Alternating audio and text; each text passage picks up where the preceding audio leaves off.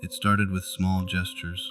When I moved into the old Victorian house on Elm Street, the neighbor next door, Mr. Harris, greeted me with a warm smile and a homemade pie.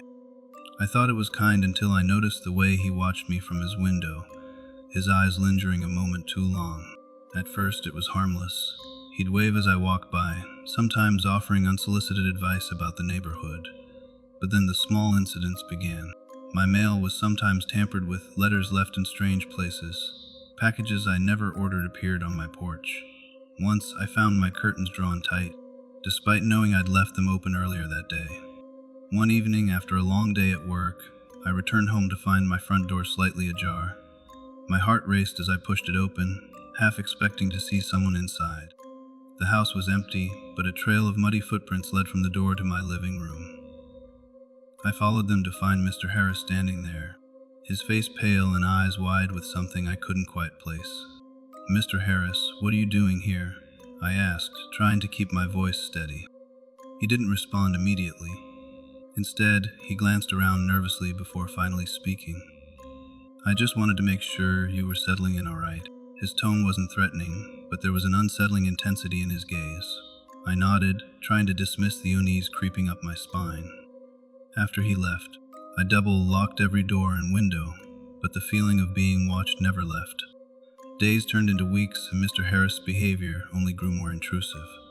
He'd show up unannounced, sometimes at odd hours, always with an air of expectancy. He started leaving notes on my door, messages that seemed benign at first but grew increasingly personal.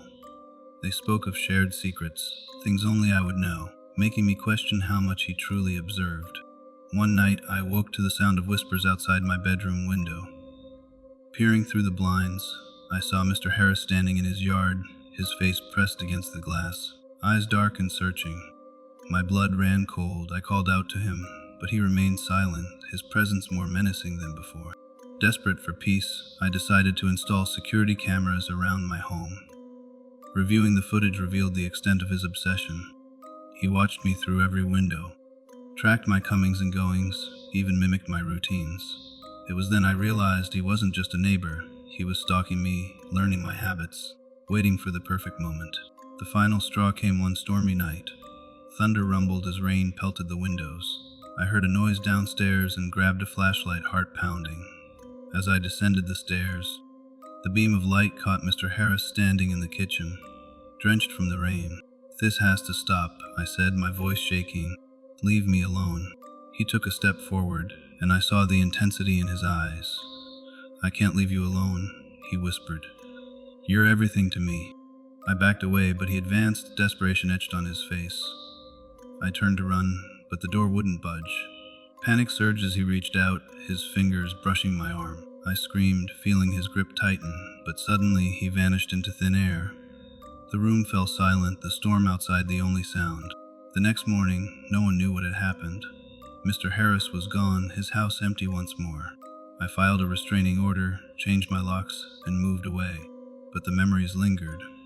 Even now, years later, I sometimes catch a glimpse of someone watching from afar, reminding me that obsession never truly goes away. If you've ever felt eyes on you from next door, remember my story. Share your experiences, stay safe, and never ignore the signs of someone watching. You never know when annoyance can turn into something far more sinister.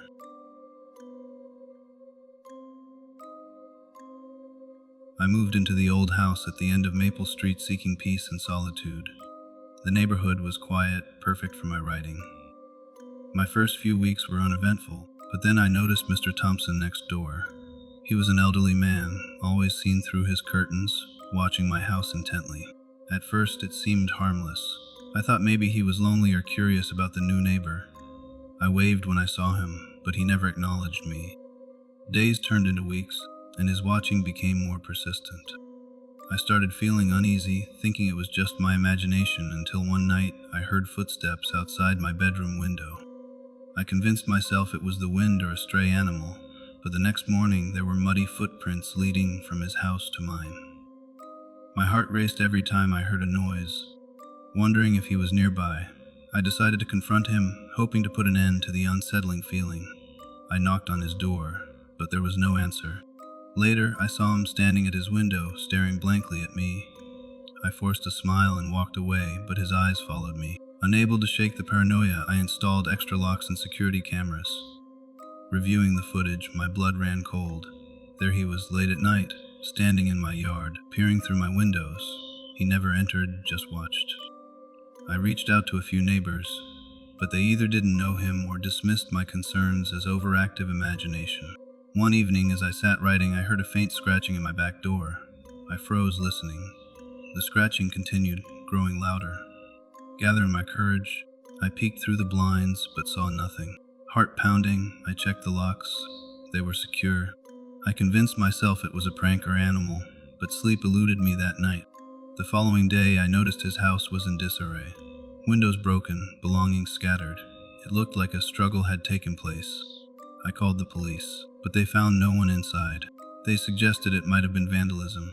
That night, my fear intensified. I heard soft whispers and footsteps echoing through my home. Shadows danced on the walls, and the air felt heavy with his presence.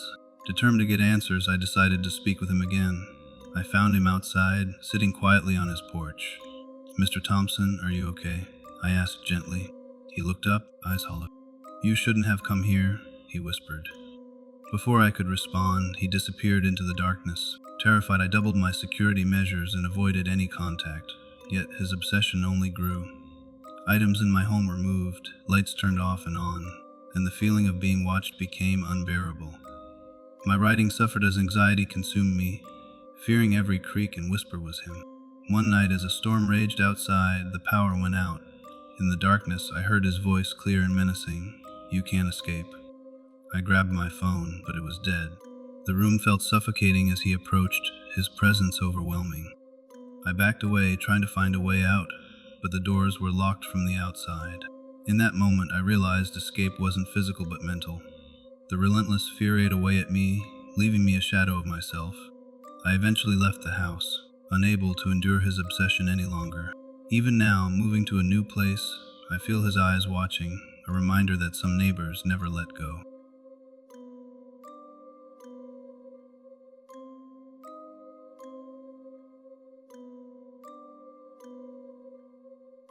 I moved into my new home seeking peace, a quiet retreat away from the chaos of the city. The house was perfect, secluded, surrounded by towering trees, with just enough room to feel alone without being lonely. My neighbors were sparse, a mix of elderly couples and a few young families. At first, everything felt right, but then I noticed him. It started with small things, a misplaced tool from my shed, flowers slightly rearranged in my garden. I thought it was just a helpful neighbor, someone who wanted everything to look nice. But then the greetings became more frequent, his presence more constant. Every morning there he was, standing at his window, watching me as I went about my daily routines. I tried to ignore it, convincing myself he was simply welcoming.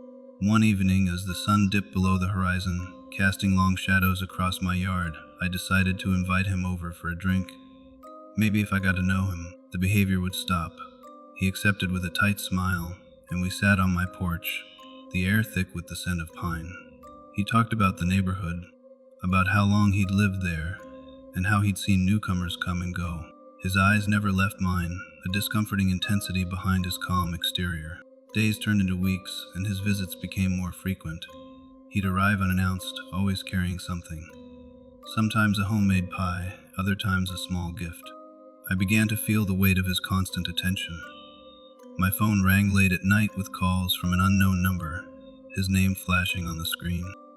When I answered, all I heard was heavy breathing and faint mutterings that sent chills down my spine. One stormy night, as rain pelted the windows and thunder rumbled in the distance, I heard a persistent knocking at my door. My heart raced as I peered through the peephole. There he stood, drenched from the rain, his eyes dark and unblinking. I hesitated, then opened the door a crack. He smiled, but it was hollow, unsettling. "I just wanted to check on you," he said softly. His voice had changed, now carrying an edge that made my skin crawl. I tried to set boundaries, to make it clear I valued my privacy, but he didn't take it well. His demeanor shifted from friendly to menacing in moments. He started leaving messages, each one more disturbing than the last. Notes on my windshield, reflections in my windows, always watching, always waiting. One night, unable to sleep, I decided to confront him. I went to his house, finding it eerily quiet. The lights were off and the door was slightly ajar. Inside, the house was immaculate, almost too perfect. As I explored, I found photographs of my home, my routine, my every move meticulously documented. Panic set in as I realized he knew everything about me. I tried to leave, but the door slammed shut. He emerged from the shadows, his face twisted with obsession. "You belong to this neighborhood," he whispered, stepping closer. The room seemed to close in around me, the walls echoing his words. I backed away, but he was relentless, every step he took tightening the space between us. Desperate, I tried to escape, but the house transformed, hallways extending endlessly, doors leading to nowhere.